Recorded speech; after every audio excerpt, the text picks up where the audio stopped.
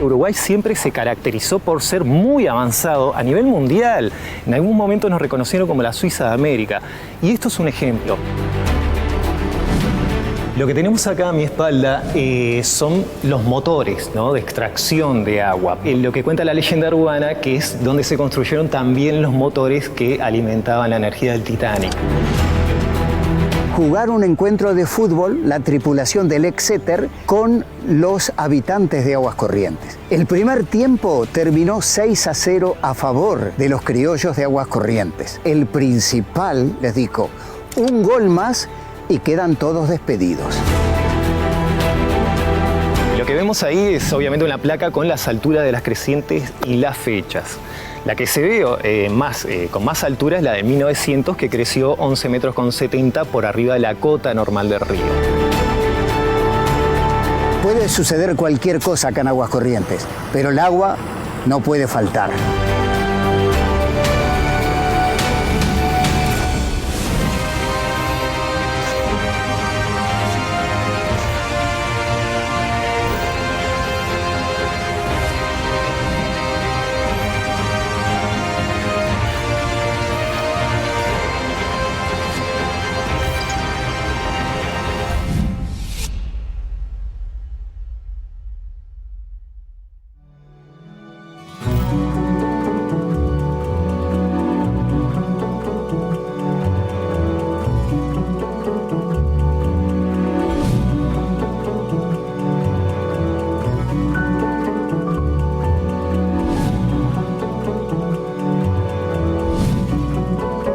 Estamos ubicados en Aguas Corrientes, que es a 56 kilómetros de la ciudad de Montevideo, cerca aproximadamente 7 kilómetros de Los Cerrillos. Y bueno, este fue el primer lugar que se eligió para sacar el agua y darle a la ciudad de Montevideo, que estamos hablando del año 1871 aproximadamente por ahí.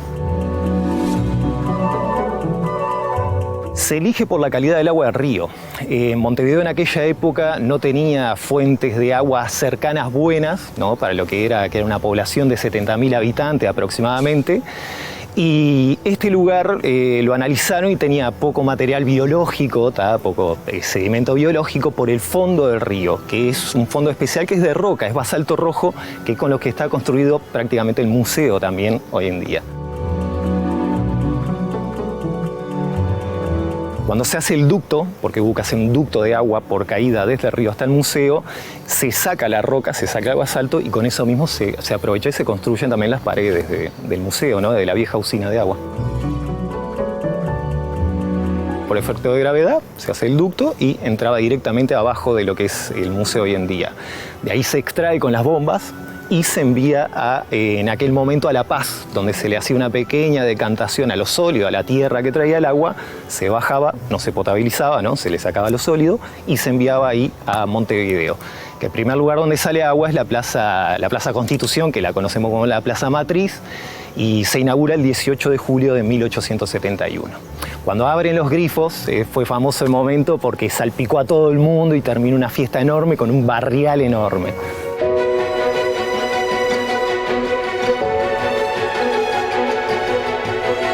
Un avance de tecnología. Claro, primero construir toda la tubería de acá hasta lo que era la ciudad de Montevideo, 56 kilómetros de tubería. Construir esto, encargar toda Inglaterra, toda la parte de lo que son metales. Se construye en 3 años, increíblemente, toda la obra. Fue bastante rápido para lo que era la época, ¿no?, que había que ver que el zanjado, por ejemplo, de las tuberías era a mano, todo manual, absolutamente. Y sí, importante porque en aquel momento dependían de cisternas, aljibes, que en realidad se contaminaban, había enfermedades como el cólera, muchísimas cosas. Entonces darle agua a una población obviamente fue fundamental, ¿no? Cambió la vida de todos los montevideanos en aquella época.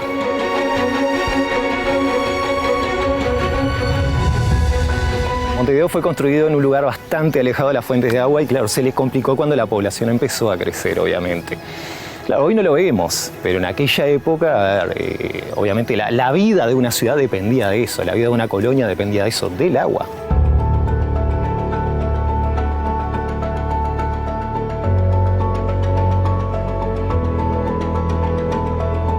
En aquella época, obviamente, esto era todo descampado, había pocos árboles inclusive, y era un monumento, bueno, al día de hoy es un monumento histórico, y claro, era impactante, ¿no? Ya el tamaño lo dice todo.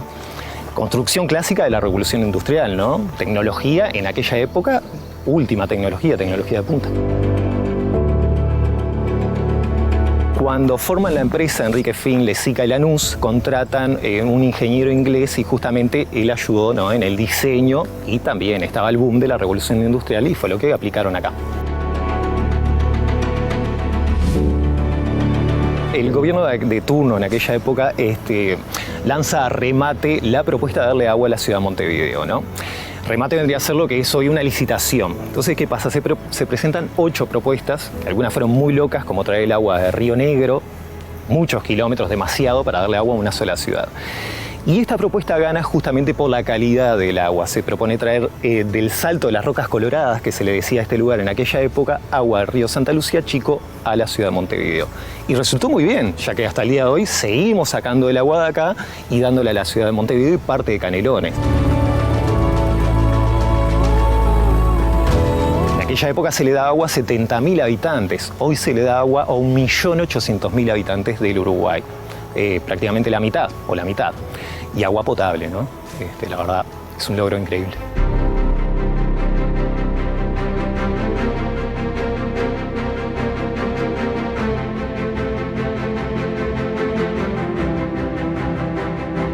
Otra cosa por la cual se elige este lugar es que justamente había fácil acceso de las chatas para traer carbón, obviamente para que funcionaran las calderas y las máquinas a vapor, y para parte de la obra de la construcción. Porque tenemos que ver que la obra se construyó con parte de roca de acá del río, pero todo lo que es metal se encargó a Inglaterra, ¿no?, a medida, y se trajo todo a través de chatas. De río hacia acá hubo que hacer una pequeña como vía de tren para traer por la maquinaria, el peso de la maquinaria, que ya solamente los volantes de las bombas pesan 7 toneladas, ¿no?, para tener una idea del peso.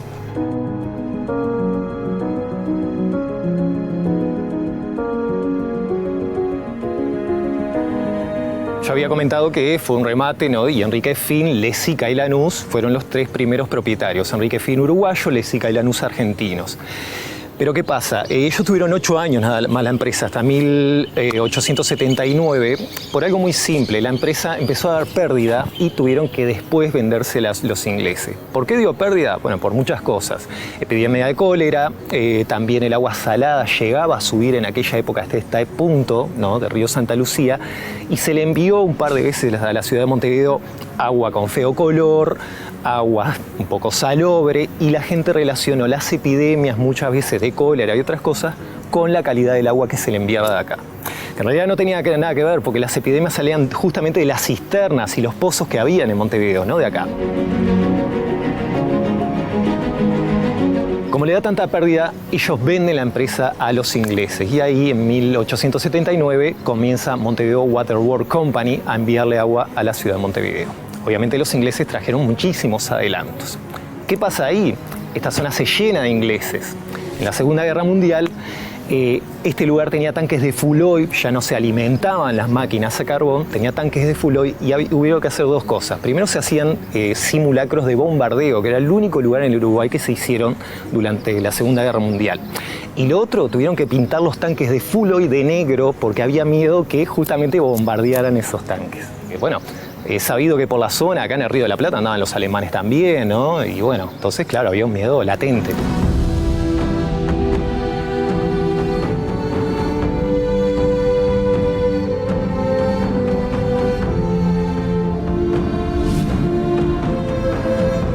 Los ingleses tuvieron la empresa de agua por aproximadamente 50 años, ¿no?, hasta el año 1950.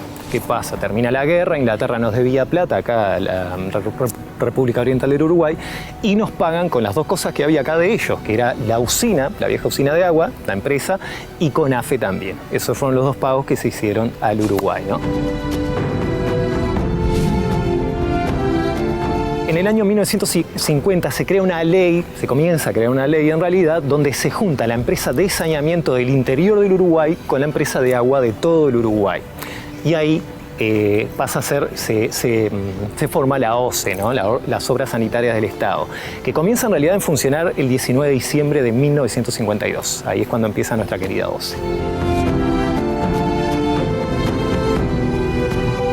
En realidad había ideas desde antes para que quedara a manos del Estado uruguayo, pero nunca se llegó a concretar, ¿no? Solamente cuando los ingleses nos pagan con la usina, ahí pasa a manos del Estado uruguayo, que es fundamental, tener una empresa, no para crear un monopolio, sino para dar una buena calidad de agua en todo el país, que no haya diferentes calidades como pasa en otros países, ¿no?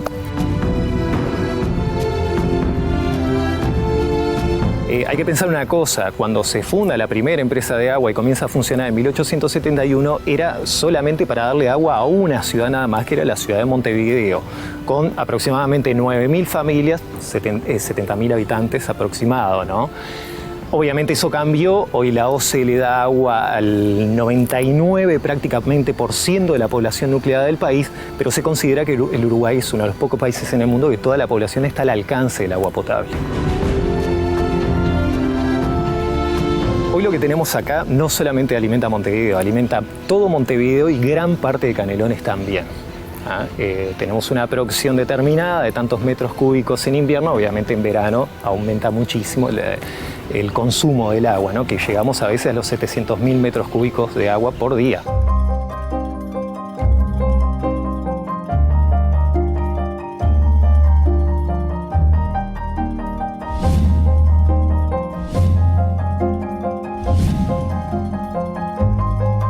Acá tenemos una muestra del corte, por ejemplo, y la diferencia del corte de roca con respecto a los años, y con pocos años, ¿no? Acá tenemos un edificio construido en 1889 y lo que vemos en el corte de roca que es hexagonal, forma de panal. Y en este lado el corte es más desordenado, sin embargo encaja muy bien obviamente en la roca, ¿tá? Pero el edificio es de 1894, ya en un periodo de 5 años aproximadamente ya cambió hasta el trabajo y el diseño. Pero lo que hay que destacar es que la roca era cortada prácticamente a mano en aquella época, ¿no? Todo se hacía acá y se armaba acá.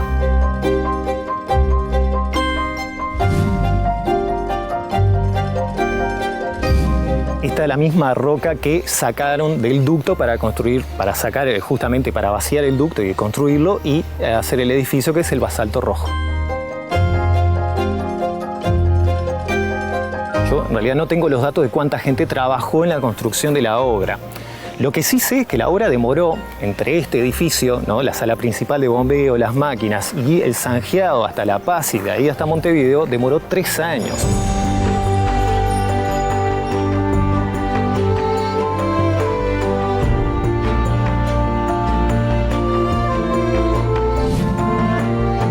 Lo que vemos ahí es obviamente una placa con las alturas de las crecientes y las fechas. La que se ve con más altura es la de 1900, que creció 11,70 metros por arriba de la cota normal del río. ¿Qué pasó con las crecientes más grandes? Entraron de golpe, el agua entró de golpe y las calderas se explotaron varias veces, por eso hubo que reconstruirla varias veces.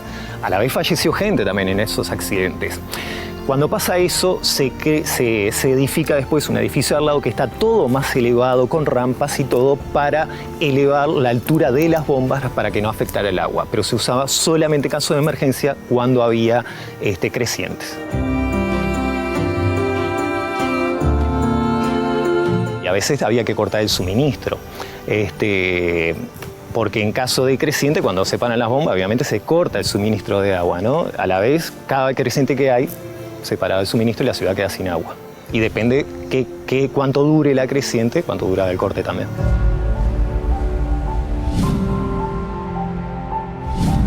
Uno no se da cuenta porque el río está alejado aproximadamente 200 metros de donde estamos. Solamente a nivel del piso estamos a 8 metros, como dice acá, bien abajo en la tabla, 8 metros 25 centímetros por arriba de la cota de río. La cota de río se le dice a la altura normal del río, que acá se mide con la represa, ¿no? La parte más alta de la represa es la cota de río. Acá estamos 8 metros con 25 centímetros por arriba. Pero, como se ve en la tabla, creció más de 11 metros desde la cota de río, ¿no? Una altura increíble la que alcanzó. El río no se puede regular porque una vez que se comienza la creciente, obviamente supera inclusive lo que es la represa Aguas Corrientes. ¿Cómo se reguló eso? Haciendo toda la planta nueva potabilizadora a mucho más altura. Pero contra el clima es imposible.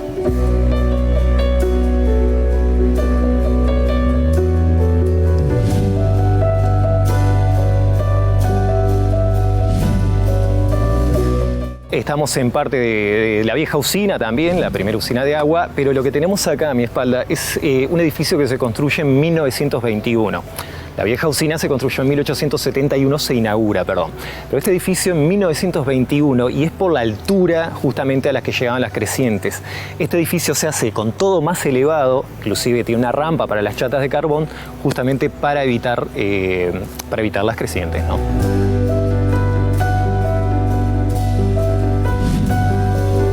Este edificio se crea como alternativa para que seguirle dando agua a la población de alguna manera, si no llegaba a más altura, pero seguirle dando agua mientras el río crecía, ¿no? Que sucede hasta el día de hoy, las crecientes obviamente. El edificio tiene una estructura muy particular, es una estructura de la época de la Revolución Industrial, pero tiene la chimenea que parece un campanario, en realidad de una iglesia antigua, pero es obviamente una chimenea con la salida de gases, con la salida de la quema del carbón y de leña que también se utilizó. La chimenea fue construida, también inaugurada en 1871. Entendido que se ve desde la ciudad de Santa Lucía, ¿no? Esta chimenea que estamos a 8 kilómetros aproximadamente. El edificio en sí, ahora porque se llenó de monte, pero con un monte nativo que es mucho más bajo, sí, por supuesto, se veía de todos lados. El monte nativo mismo hubo que cortarlo, porque en la Segunda Guerra Mundial, que hubo escasez de carbón acá en Uruguay, porque se enviaba a toda Europa, se empezó a utilizar la madera que se encontraba en la zona. Esta empresa en aquella época, que ya pertenecía a los ingleses, le pagaban a gente de la zona para que cortara leña para esta empresa, ¿no? Pero por día tenían que cortar cerca de 90.000 kilos de leña, 90 toneladas de leña para alimentar las 24 horas al día las calderas de estas máquinas. Entonces, por lo tanto, quedó completamente descampado cerca de 10 kilómetros a la redonda de esta vieja usina.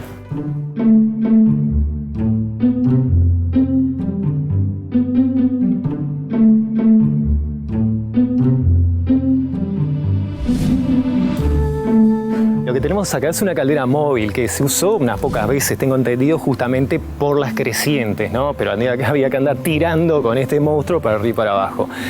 Obviamente eso mucho no resultó y por eso se realiza el edificio todo más alto en 1921. Pero, como se ve, es terriblemente pesado, ¿no?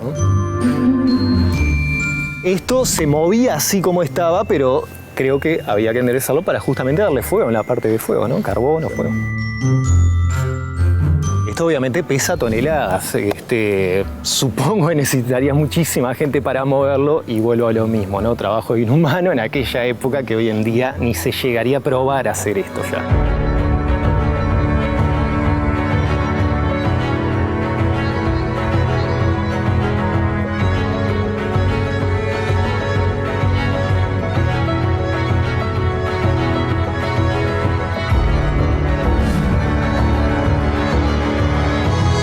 Bueno, aquí estamos en el interior de la primera usina de agua del Uruguay, ¿no? Lo que nosotros le llamamos con mucho cariño la sala a vapor.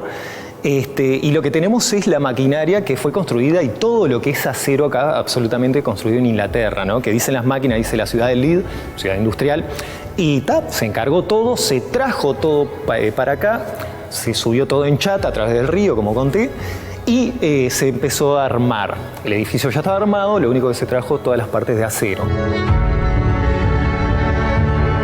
Arriba lo que se ven son grúas corredizas que eran con lo que movían estas grandes máquinas, ¿no?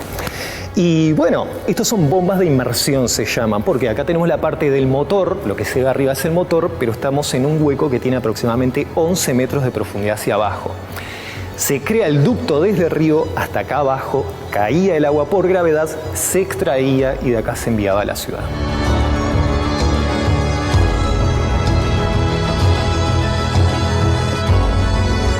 Donde estamos parados justamente son planchas, es un suelo flotante, son planchas de acero y hacia abajo tenemos un hueco bastante grande de 11 metros con profundidad. Absolutamente en este momento hay vacío nada más hacia abajo porque ya no está con agua. En aquella época obviamente se llenaba con agua, ¿no? Y bueno, de acá se extraía el agua y se enviaba a la ciudad.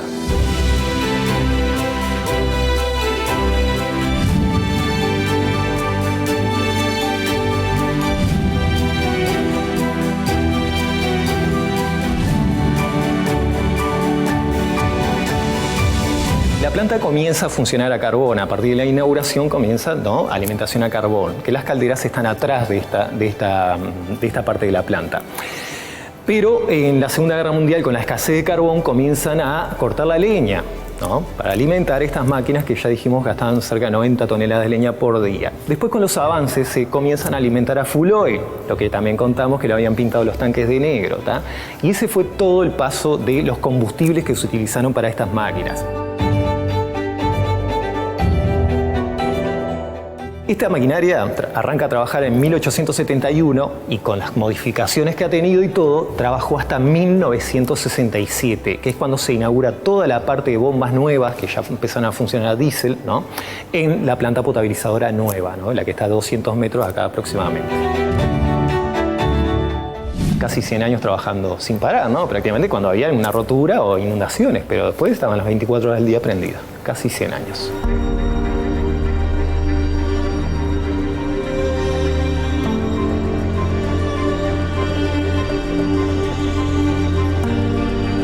Con el tema de los combustibles, obviamente fueron cambiando con los años, ¿no?, siguiendo la modernidad y después las cosas que pasaron. Pero lo que tenemos acá es el primer generador General Electric que vino eléctrico, que funcionaba también a vapor. Obviamente el vapor era lo que movía toda la maquinaria de aquella época, ¿no? Después comenzaron otros sistemas, pero el vapor era central en todo lo que era una ciudad y más en una usina de agua.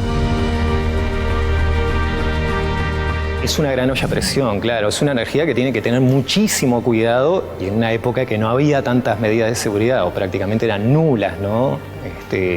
Obviamente había que tener muchísimo cuidado. No se utilizaban cascos, no se utilizaban botas especiales, no se utilizaba equipo de seguridad y los funcionarios, los obreros estaban al lado de las máquinas. Obviamente el peligro siempre estaba latente, hubieron muchísimos accidentes, ¿no? En aquella época se registraban muchísimos accidentes y bueno, con los años, obviamente, y la tecnología, por suerte, se fue mejorando eso. Pero era trabajo riesgoso, ¿no? Las 24 horas del día calor, las 24 horas del día gases, vapores, convivían con eso.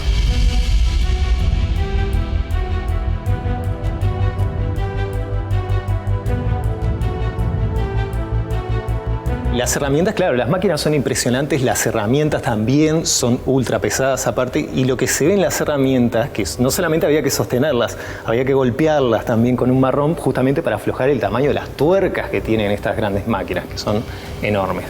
Por eso decimos hasta el día de hoy, este trabajo era prácticamente inhumano. Hoy en día ya no se hace nada de esto. Ningún obrero podría, aparte ya mismo las leyes lo prohíben, ¿no? Hay que cuidar la salud y ni que hablar, que esto era, no era saludable para nada. Lo que vemos acá es una de las llaves de aquella época que debe pesar un aproximado de 15 kilos. Si hoy en día tuviéramos que pagar un gimnasio, no lo haríamos, simplemente levantando esto ya haríamos ejercicio. Bueno, es una pequeña demostración de lo que eran las herramientas de aquella época. Me cuesta solamente sostenerla.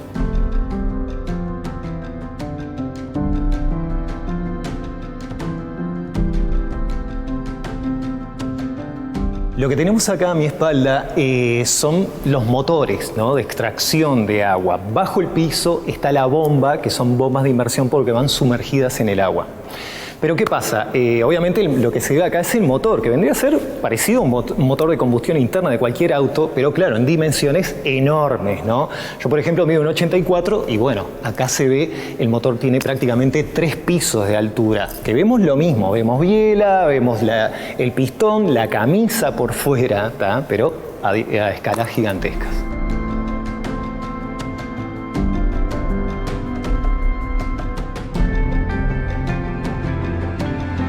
Hay algo que es muy curioso, que bueno, esta maquinaria fue construida en Inglaterra, en una ciudad que se llama Leeds. Y lo que cuenta la leyenda urbana, que es donde se construyeron también los motores que alimentaban la energía del Titanic. A pesar de que el Titanic, el barco, se construyó en Belfast, ¿no?, todo lo que es la estructura del barco, pero los motores eran ingleses. Cuenta la leyenda que son construidos en la misma fábrica, que inclusive, me explayo un poquito más, decían que era la misma cilindrada que los motores del Titanic. Obviamente leyenda urbana, todo esto. Y distintos finales, uno a 3.000 metros de profundidad y el otro todavía sigue en pie acá.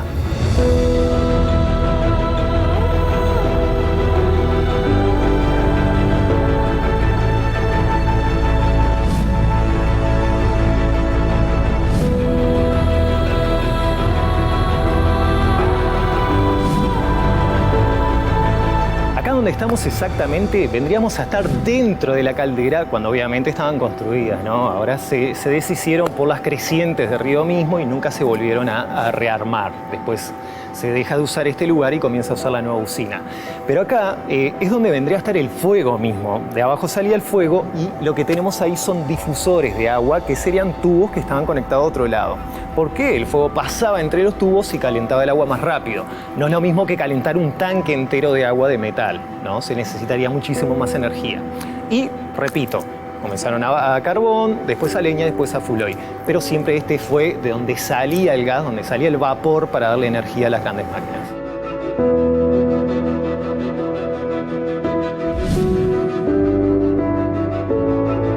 Lo único que queda, sí, que sobrevivió son estas partes de ladrillo y metal. Digo, lamentablemente no sobrevivió más nada, ¿no? Hay que acordarse que esto tiene 150 años, va a cumplir 150 años.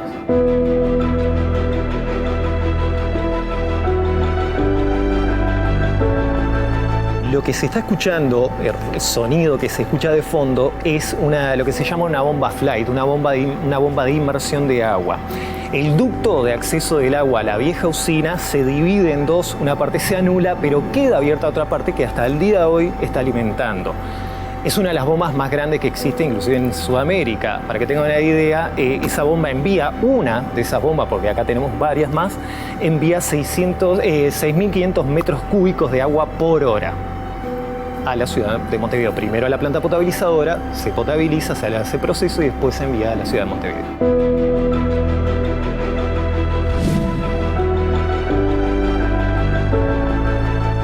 El agua se está extrayendo las 24 horas del día. El proceso de potabilización no corta nunca. La planta potabilizadora, una vez que comienza a funcionar, tiene que trabajar las 24 horas del día, porque si nosotros nos levantamos a tomar un vaso de agua de madrugada, obviamente queremos que salga agua de la canilla. Entonces, por eso mismo hay varios turnos, hay mucha gente, es una planta muy grande. Hay que ver que es la planta más grande del Uruguay, ¿no?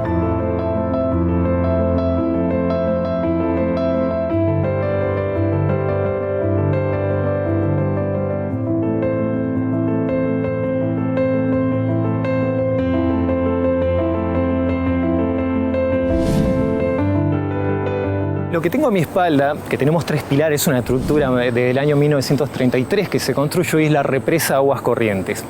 ¿Qué pasa? Antiguamente esto no tenía reserva de agua, se sacaba del río y se enviaba, ¿no? Pero en época de sequía, que el río llega hasta prácticamente secarse, se puede cruzar caminando, tenemos que tener una buena reserva de agua. Se construye esta represa en 1933. El muro en algún momento tenía aproximadamente 8 metros de altura, después se le sumó 1 metro más, ¿no? Como reserva de agua. Como a medida que crece la población de Montevideo y parte de Canelones, hubo que crear otra reserva de agua y ahí se construye la presa Paso Severino, que está en Florida, también en el río Santa Lucía. Son las 2 reservas de agua que tiene la planta potabilizadora Aguas Corrientes. Esta zona, al ser una reserva de agua para potabilizar, obviamente, al tener la represa y las tomas de agua, se vuelve un poco peligroso. Pero igual, de todas maneras, está prohibido el acampar cerca, está prohibido nadar, está prohibido pescar, mismo por la contaminación que se le puede traer al río. Las tomas de agua, que yo les llamo, es la captación, que vendría a ser el primer paso del proceso de potabilización. Acá está la entrada de agua a la planta potabilizadora. En algunos casos la bomba está conectada directamente a la entrada, en otros está un poco más atrás. Lo que es Montevideo y la mayor cantidad de población nucleada del Uruguay, que está acá en Montevideo y en parte de Canelones, toma el agua solamente de acá. De acá se extrae el agua, se le potabiliza, que el proceso increíblemente demora 3 horas nada más, un proceso rápido pero muy bueno. Y lo que digo, prácticamente la mitad del país toma agua potable solamente de esta parte del río Santa Lucía.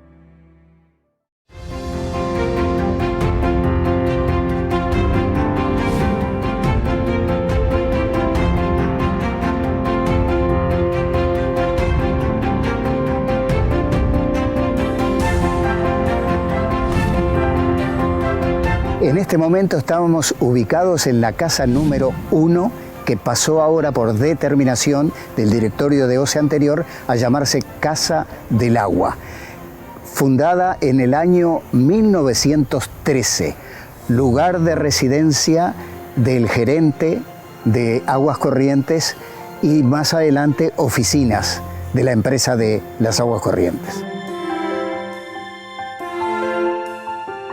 Acá en 1913 los ingleses, cansados de estar bajo el agua debido a la sucesión interminable de subidas del río, optaron por hacer la casa central aquí en este lugar en el año 1913. Anteriormente funcionaba al lado de la usina a vapor. En el año 1900 el agua sí llegó acá, a esta parte, pero fue una crecida excepcional, de más de cerca de 12 metros sobre la altura real del río.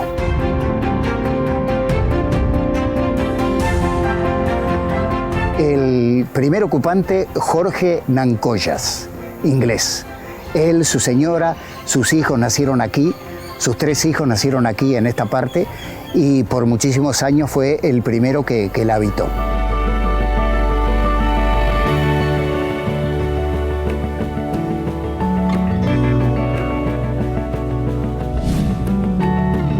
Aquí, por ejemplo, podemos observar una cocina antiquísima, que era la que utilizaban los ingleses para cocinar, por supuesto, y también para suministrar el calor a este edificio inmenso que es la Casa del Agua. En el día de hoy no existe esa cañería, pero rodeaba toda la gran cantidad de cuartos que existen en la actualidad y suministraba calor suficiente para cada uno de ellos. No olvidemos que también estaban las oficinas aquí adentro y necesitaban, en épocas de crudos inviernos, necesitaban una calefacción especial los funcionarios para poder estar cómodos. Siempre funcionó como cocina. Este espacio donde estamos en este momento, sí. No se olviden que en aquel entonces habían serenos. En aquella oportunidad existía el sereno, que es el que atendía las necesidades de los ingleses. Acá se trabajaba las 24 horas del día.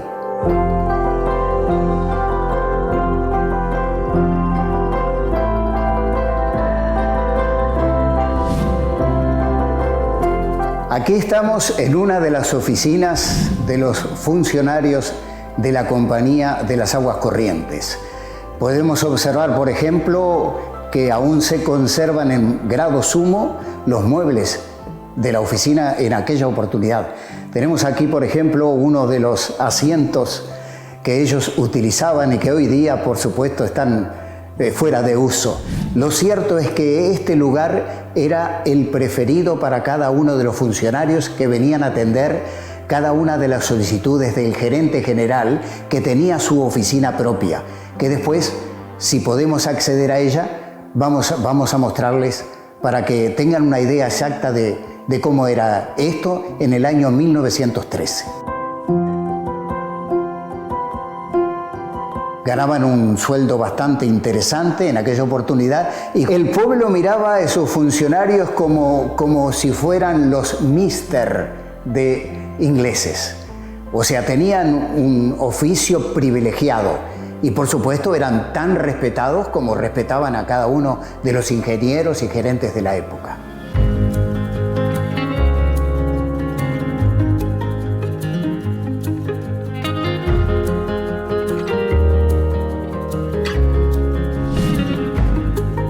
Este es el patio colonial, el lugar donde se solía ver al gerente general, a su señora y a sus hijos disfrutar de esta estancia tan especial.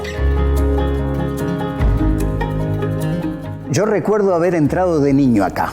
Yo nací en el año 1943, así que imagínense, de entrar aquí, observar a la familia que vivían en ese entonces en este lado y observar también el clima cálido que existía en aquel entonces. Por eso, al estar hoy día aquí, por ejemplo, bueno, se me ocurre que estar también en esa década del 40 junto a los que vivían acá. Ellos eran muy abiertos, los ingleses eran muy abiertos con los criollos, como vulgarmente se llamaba a la gente en aquel entonces. Pero ellos a los niños siempre los atendían al punto tal que, por ejemplo, yo recuerdo que ellos solían jugar al golf y a nosotros nos daban, a cambio de las pelotas de golf que recogíamos, nos daban una monedita y aquella palmadita tierna que nos, por ejemplo, era algo que uno jamás olvidaría.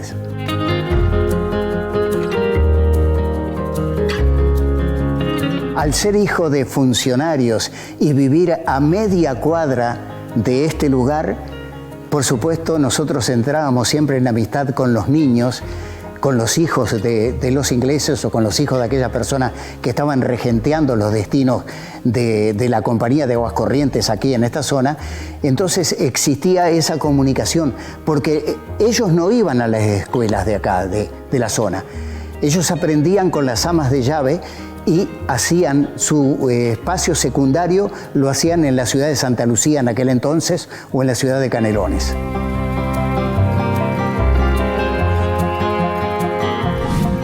Eran muy buenos en el español, lograban una comunicación fluida, porque ellos, a diferencia tal vez de otras nacionalidades, ellos amaban el lugar donde vivían. Por eso es que se afincaron aquí, se quedaron aquí a vivir el tiempo que les dio la vida para estar en este mundo, y sus familiares aún viven aquí en los alrededores.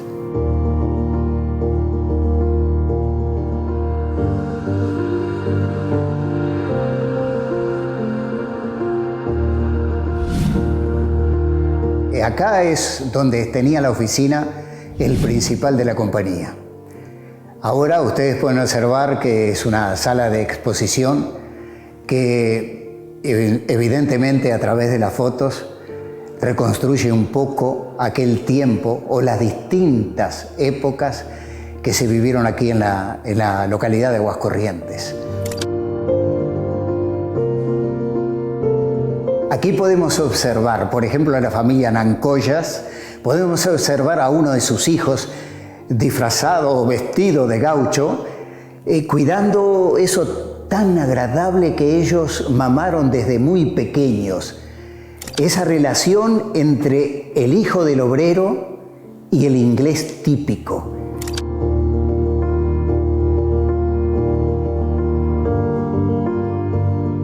Querían tanto esta zona, les era tan familiar esta zona, que nunca quisieron olvidarla. Por eso es que ellos siempre trataron de ayudar al poblador local, trataron de ayudarlo a través de suministrarle la enseñanza que ellos necesitaban, comentarles lo que ellos vivieron en su Inglaterra natal, para que ellos pudieran acercarse un poco al inglés de aquel entonces convertido en el criollo de hoy día.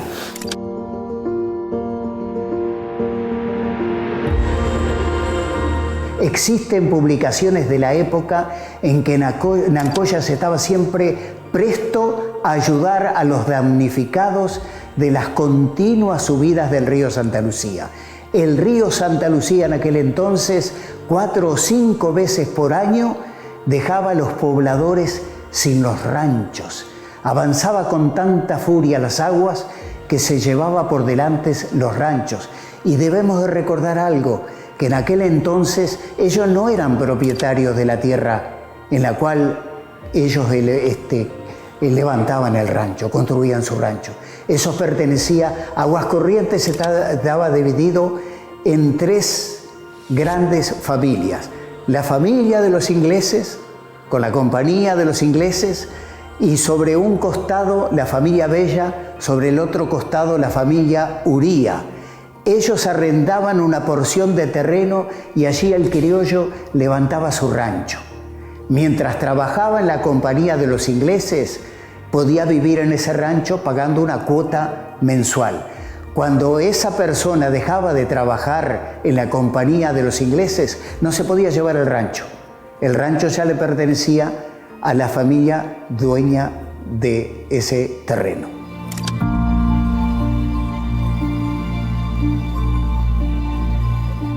Nancollas se retira con el aplauso de todos los habitantes de Aguascorrientes porque era una persona muy solidaria, muy querida por todos sin excepciones, un hombre que atendía las necesidades mínimas de los peones de la compañía y sus respectivas familias. Se retira Nancollas, se jubila y luego viene el ingeniero Macló. Después en el año 1900 y tanto, cuando se retira Macló, aparece el primer ingeniero criollo, el ingeniero Jauge, que después continuó sus tareas ya cuando esto pertenecía a las obras sanitarias del Estado.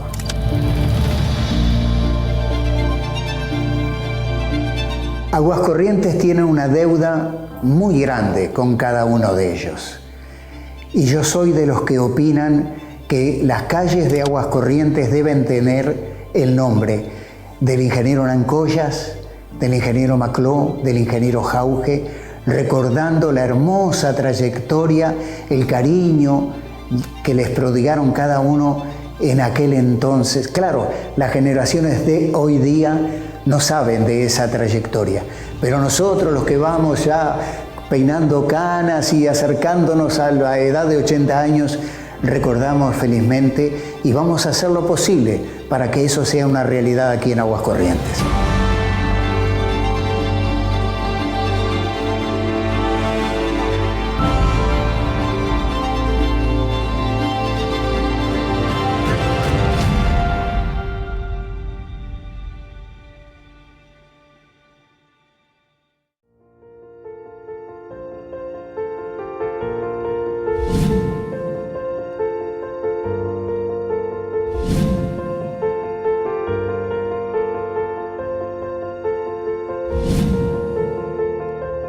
Aquí estamos frente al local de la primera escuela que funcionó acá, en este lugar, en Aguascorrientes.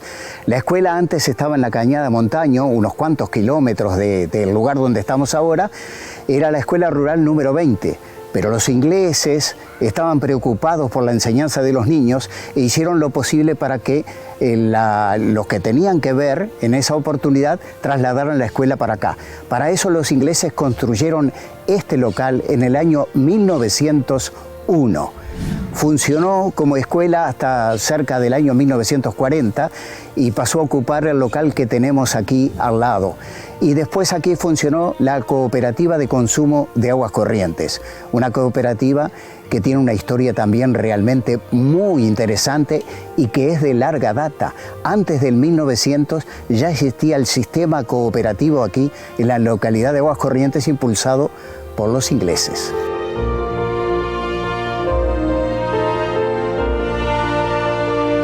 Los niños del pueblo concurrían a esta escuela, no solo los que vivían cerca, sino los que estaban 3 o 4 kilómetros de este lugar. Concurrían y en aquella oportunidad, observen ustedes, por ejemplo, la moña tenía los colores británicos. Era algo diferente, creo que único en la República Oriental del Uruguay, no sé si se dio en otros lugares. Podemos decir con claridad que esto era un pueblo típicamente inglés. Desde que se asentaron aquí en el año 1868, con ingenieros ingleses, hasta más allá del año 1950.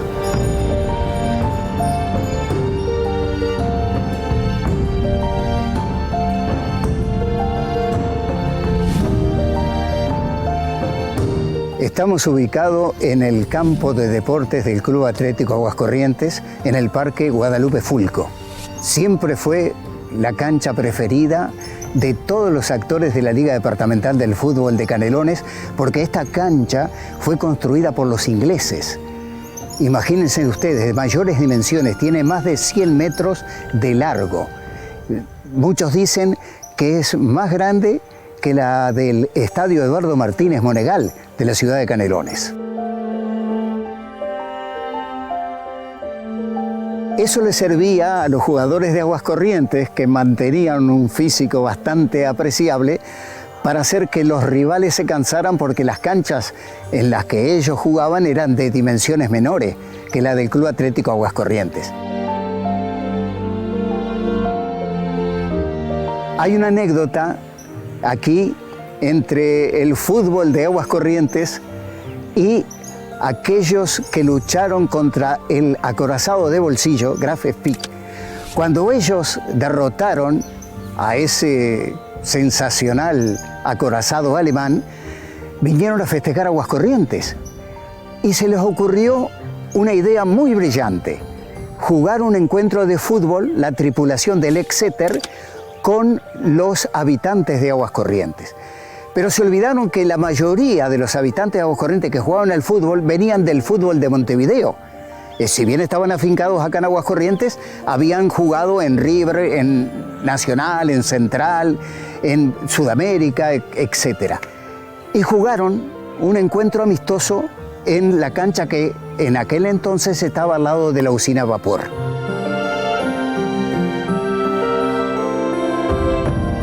El primer tiempo terminó 6-0 a favor de los criollos de Aguas Corrientes, al punto tal que el principal de Aguas Corrientes, el jefe de cada uno de los obreros de Aguas Corrientes, habló con ellos al término del primer tiempo y les dijo: un gol más y quedan todos despedidos. Razón por la cual el partido se jugó y terminó 6-0 a favor de la gente de Aguas Corrientes.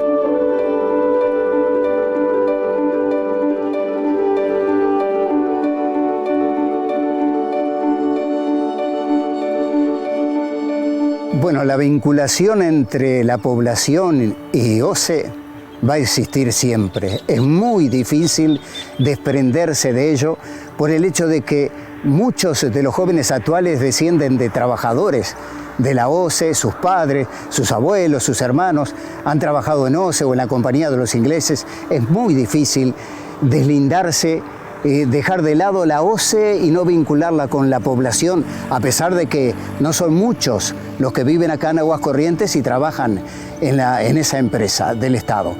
Pero el cariño hacia la administración de OCE siempre está latente, por aquello de que siempre nos enseñaron a cada uno de nosotros de que puede suceder cualquier cosa acá en Aguas Corrientes, pero el agua no puede faltar. Montevideo tiene que tener agua en forma permanente y eso ha sido algo que la gente de Aguas Corrientes lo ha asumido como algo de pertenencia muy especial de la cual no se puede apartar.